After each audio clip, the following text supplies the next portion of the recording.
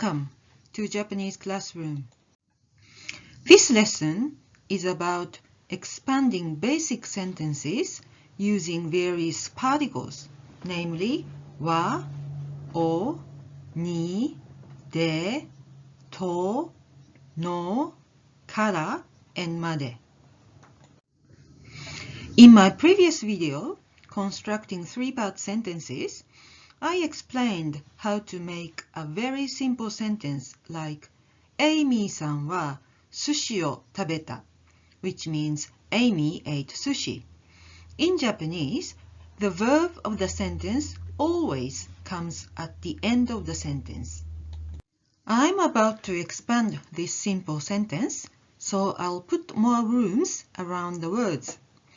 In Japanese, as long as you move the particle with the phrase before it and keep the verb at the end, it's okay to change the order of phrases. So, sushi o Amy-san wa tabeta is grammatically okay. Let's add sushiya to this sentence. Sushiya is the place where the action tabeta takes place, so the place of action marker de needs to be added. Next, let's add on Thursday. Mokuyobi is a time phrase, so the time marker ni should be added. Okay, Amy must be lonely if she eats alone, so let's add a companion, John. The companion marker is to, so to needs to be added. Okay, lastly, how did she eat sushi? She ate it with her hand. It's the proper way to eat sushi, by the way. And te, in this case, is a kind of utensil, so the utensil marker de should be added. I think this sentence sounds natural enough about the order of the phrases. However, as I said before, the left-hand side can be jumbled as long as you move the particle together with the noun in front of it and keep the verb at the end. Having said that, the object marker o has a slightly stronger connection with the verb. So usually, the phrase with o stays right in front of the verb. So, Amy-san wa 木曜日にジョンさんと寿司屋で手で寿司を食べた。Okay, let's recap all the particles so far. は is the topic marker, に is the time marker, と is the companion marker. The first de is the place of action marker, and the next de is the utensil marker. And the last o is the object marker. Let's expand another sentence. Amy さんは学校に行った is of a structure I covered in my previous video constructing 3.5-part sentences. Here, 学校 is the destination of the verb 行った went. So the destination marker に is used instead of the object marker o. Destination phrase 学校に is usually stronger connected to the verb 行った than any other phrase, so I left more spaces between Amy-san and 学校に. Let's add 昨日, yesterday, to this sentence. 昨日 can be added anywhere before 行った, but probably at the very beginning is the best place. You don't say on yesterday in English, so it's similar in Japanese. You don't need the time marker ni for 昨日. However, if you are adding 7 o'clock, 7時 to this sentence, you do need the time marker ni. Now, how about adding alone? Alone can be replaced as one person. So you can say 一人で. This で is the marker for the state or condition. Lastly, let's add by bicycle. 自転車 is a mode of transport, so the transport marker で should be added. Here, に and で are used twice each, but they mean different things, so it is hard not to use the same word twice. Let's recap the particles in this sentence. 昨日 doesn't need a time marker に and は is a topic marker. に is the time marker. The first で is status marker. Second で is the transport marker. And then last に is the destination marker.